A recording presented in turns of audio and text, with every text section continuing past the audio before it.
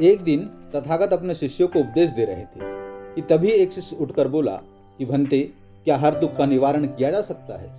तो बुद्ध बोले, यह सत्य है कि हर दुख का निवारण किया जा सकता है। इसी संदर्भ में मैं तुम्हें एक कथा सुनाता हूँ। एक सेठ का नौकर लंबे समय से उनके पास रहकर उनकी सेवा कर रहा था।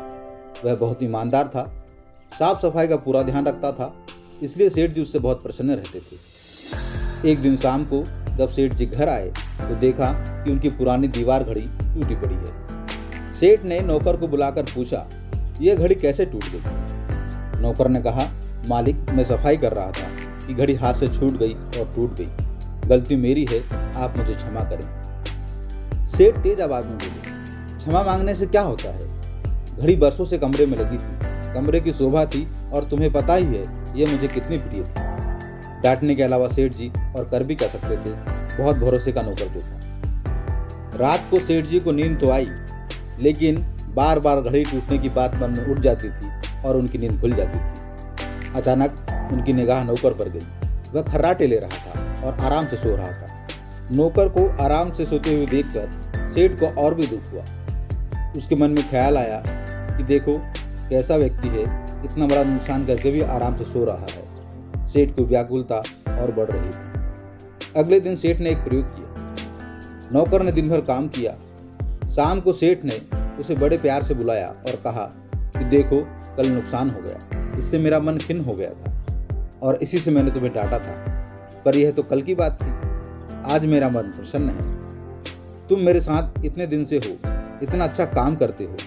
कल ही मेरे मन में आया था कि मुझे तुम्हारी सेवा के लिए मुझे कुछ इनाम देना चाहिए।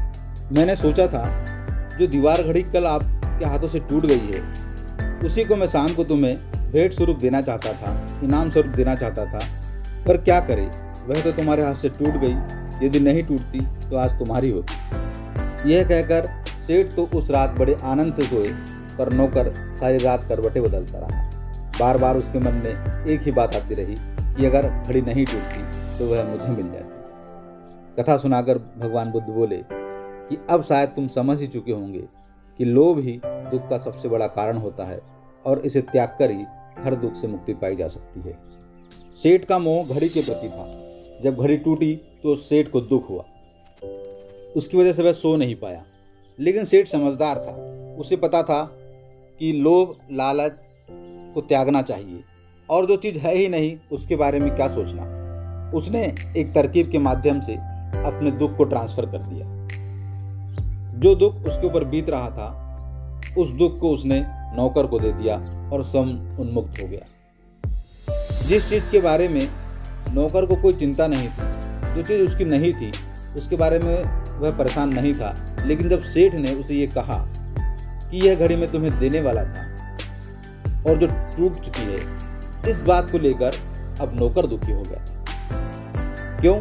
क्योंकि उसके मन में लोभ आ गया था कि अगर वह घड़ी नहीं टूटती तो मुझे मिल जाती। तो मित्रों, हमारे जीवन में भी ऐसा ही होता है। जो हमारे पास में होता है, जब हम उससे खोते हैं तो फिर हमें उसका दुख करने की कोई आवश्यकता नहीं होनी चाहिए, क्योंकि वह तो जा चुका है। वह कल की बात थी। आज हमें खुश रहना चाहिए।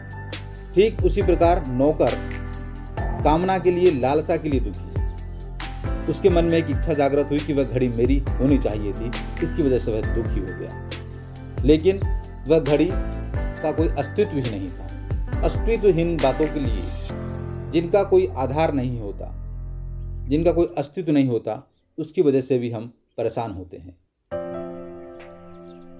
तो मित्रों, दुख का निवारण जरूर हो सकता है, दुख का शमन जरूर हो सकता है। जरूरत है यह देखने की या परखने की कि हम उस दुख को, प्रकृति को कैसे वापस कर सकते हैं या फिर उसको हम खत्म स्वयं कैसे कर सकते हैं।